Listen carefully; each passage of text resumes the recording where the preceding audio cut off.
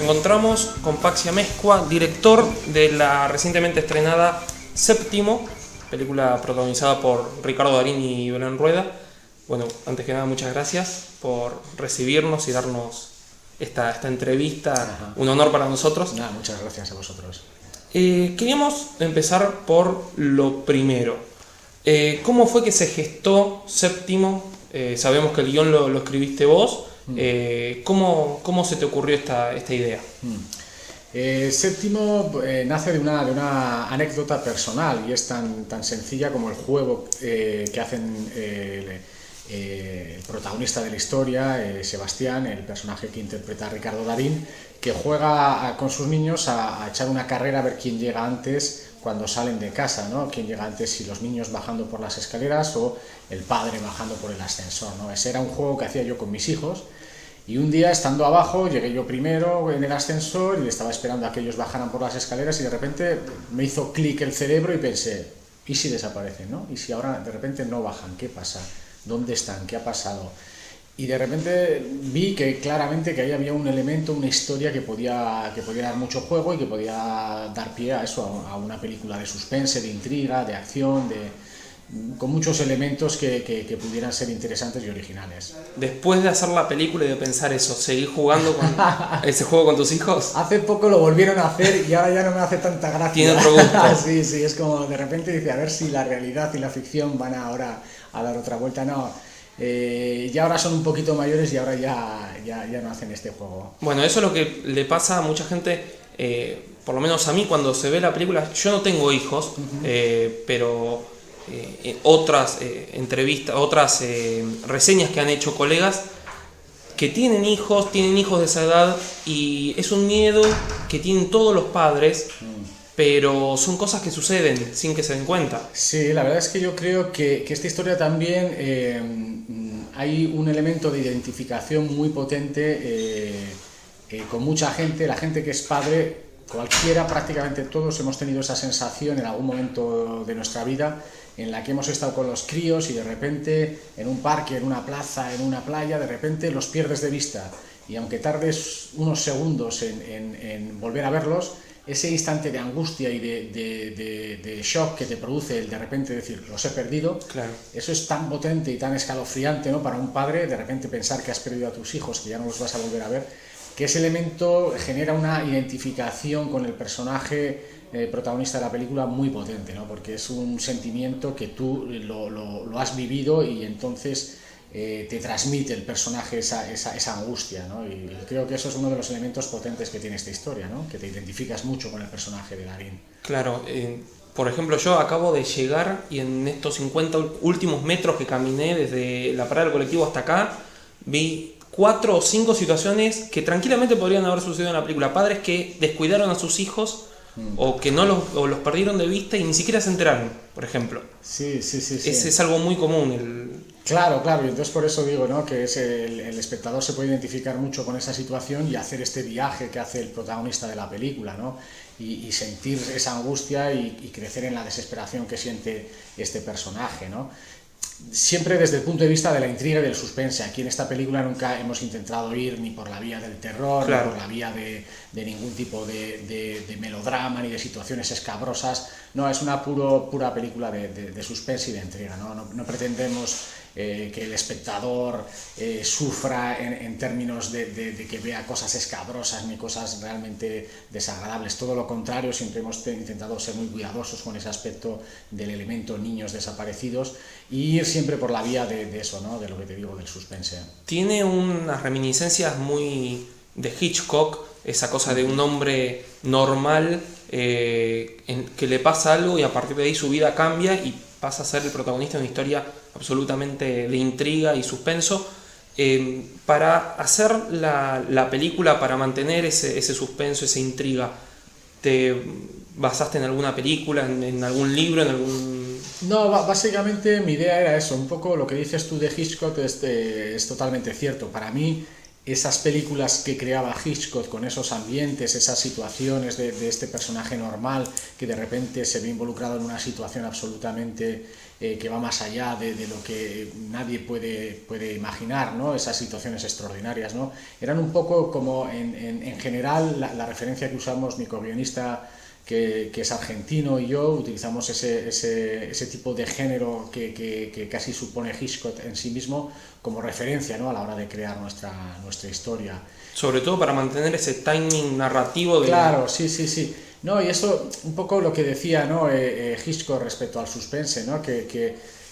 Por ejemplo, si pones una bomba debajo del asiento, ¿no? de un personaje y el espectador lo sabe, pero el personaje no lo sabe, eso genera una situación de suspense brutal en el espectador, ¿no? Y esa frase de Hitchcock a mi co-guionista y a mí nos dio como también una referencia a la hora de construir la historia y de intentar en algún momento eso, ¿no? Dar una información al espectador que alguno de los protagonistas no supiera y que esto generara, ¿no? También en los personajes una angustia extra, ¿no? La película ocurre en Buenos Aires. Originalmente en el guión también era así, o fue algo que la producción te pidió cambiar.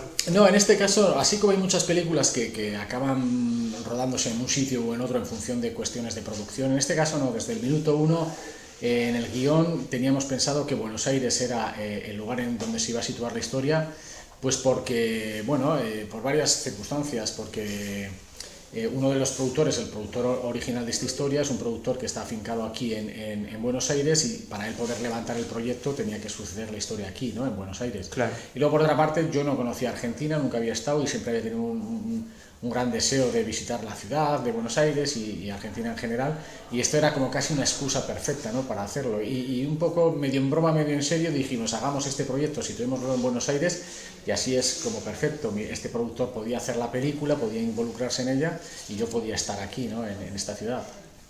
¿Cuándo se empezó a filmar la película? La película se filmó en noviembre-diciembre del año pasado. ¿Cuánto tiempo duró la filmación? Fueron 6 semanas, más algunos días extras de alguna toma, de algunos planos que había que hacer añadidos, pues echarle 6 semanas y media o así. ¿Y qué pensás de la Argentina luego de haber trabajado acá y de haberla visitado y conocido? No, pues a ver, a mí la ciudad de Buenos Aires me parece fascinante, con sus cosas excelentes y buenas y con sus cosas a veces menos buenas. El caos del tráfico, la contaminación son cosas como que a mí de repente me parecen como que son excesivas en esta ciudad y que me... En España eso no tanto. En Madrid es una ciudad que el caos es también muy fuerte y también hay contaminación, pero Buenos Aires como que excede, ¿no? Un poco claro. Lo que yo tenía acostumbrado ya de Madrid. Y ya te digo que es una mezcla de sensaciones, ¿no? De que hay como cosas, incluso como la propia ciudad, ¿no? Hay partes que son bellísimas y admirables, y hay otras partes que de repente dices es una pena que estén tan descuidadas, tan destartaladas, ¿no? Algunas calles, alguna sensación de suciedad y de descuido en aceras y tal, ¿no? Que a veces me producía esa sensación ambigua, ¿no? De momentos que me encantaba y en otros momentos que ya no me gustaba tanto, ¿no? En algunos planos aéreos, en algunos planos de mostrar esta ciudad que es muy peculiar y que es una gran ciudad, esa jungla de asfalto en donde se mueven los personajes, ¿no? El momento en que él sube a la terraza es... Sí, exacto. Ese tipo de momentos creo que son interesantes a la hora de que la ciudad esté metida dentro de la película y sea como también un protagonista, ¿no? Como el propio edificio donde sucede la historia, ¿no? Que tenía que tener también una personalidad propia, ¿no? Y ser un poco como nuestro edificio. Pues también para mí la ciudad de Buenos Aires en cierto sentido también tiene que tener una presencia. ¿Cómo fue, hablando del edificio de la película, que es un personaje aparte, cómo fue el scouting de locaciones? Sí, bueno, yo antes de venir a Buenos Aires recibí como algunas sugerencias, ¿no? Algunas fotos de posibles edificios que podían ser el edificio que estábamos buscando, y en general todos los edificios, todos los interiores eran como muy iguales, ¿no? Pues la típica escalera que gira alrededor de un ascensor, ¿no? Y eso a mí no era lo que estaba buscando, necesitaba encontrar, no sabía qué era lo que buscaba, pero necesitamos encontrar algo diferente, algo que visualmente fuera más interesante, diera más juego y al mismo tiempo eso, que tuviera una cierta personalidad, que fuera como especial, ¿no? Como que fuera el edificio de Séptimo, que no existiera igual en ninguna otra parte del mundo más que en este sitio concreto, ¿no? Hasta la indicación de cada piso, que no está hecho con un número, sino hasta con la misma palabra. Con las letras, sí, ¿no? Entonces tenía que ser nuestro edificio y tener esa personalidad y ese pequeño elemento de ser único, ¿no? Y de repente vi unas fotos de un edificio que tenía 2 escaleras y que tenía como un aspecto laberíntico, ¿no? Sí. Y ya está, o sea, desde el primer momento que vi las fotos de ese edificio dije, este es. Y ya cuando vi a Buenos Aires, lo vi en persona, dije, no me cabía la más mínima duda de que este edificio era el que teníamos que utilizar. Lo mismo te pasó con respecto al casting de actores, porque la verdad que los actores que están perfectos cada uno en su personaje. Sí.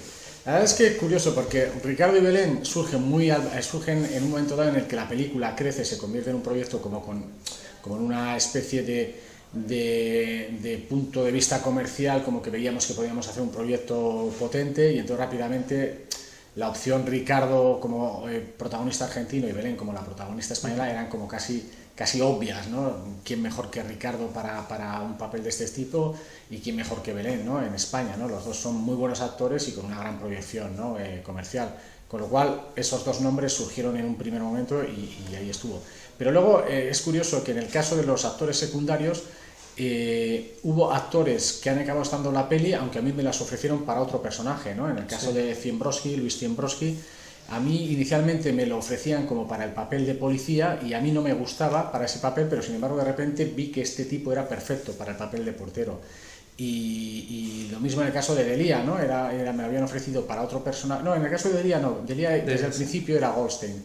En el caso de Santoro, no, es Arengo. En el caso de Arengo también me lo habían ofrecido para otro personaje y de repente yo cuando lo vi con el aspecto dije, este es perfecto para el amigo de Sebastián, del protagonista, ¿no? El rubio. Lamentablemente Arengo no tiene tantas escenas porque es un actor impecable. Me encanta. Lo mismo me pasa con Jorge Delia, que es un actor excelente y una bellísima persona, y me da pena, ¿no? Que estos no hayan tenido un poquito más, pero claro, la trama era lo que era y tenía esta evolución tan trepidante que estos personajes aparecen y desaparecen muy rápidamente. Para remarcar la actuación de Waldo Santoro, está estupendo, que es el perfecto policía, que no sabes si te cuida, si está en tu contra, si... Exacto, esa era la idea, ¿no? Que nunca sepas muy bien si está o no está metido en el lío y que tengas esa duda permanente, ¿no? Lo mismo con Ziembrowski en el caso de portero, que en muchos momentos piensas que será, no será. Pero sí que yo tenía en la cabeza como un tipo de look, y estos personajes fueron los que cuando los vi en el casting lo tuve clarísimo, estos eran, además los 4 son excelentes actores. La trama trata un tema con respecto a lo que es el portero, que ahora en nuestro país es algo que toca muy de cerca al espectador. Sí. ¿Vos crees que todo lo que sucedió en nuestro país últimamente y lo que da a entender, no da a entender, pero es un pantallazo que te da la película y es una de las acusaciones que se dan hacia los personajes con respecto al del portero? ¿Pensás que puede hacer que el espectador se sienta atraído aún más por la película, quiere ir a verla?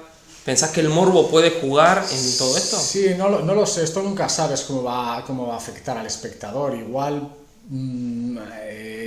produce ese morbo que dices y la gente va a verlo porque tiene esa curiosidad de ver este paralelismo que puede haber, por lo visto, entre este caso real y algunos elementos de la película, o justo lo contrario, ¿no? Que dices que la gente, al ser un caso tan escabroso y tan presente en los medios y en la realidad, igual eso le aleja y le echa para atrás. Nunca sabes cómo va a reaccionar el espectador.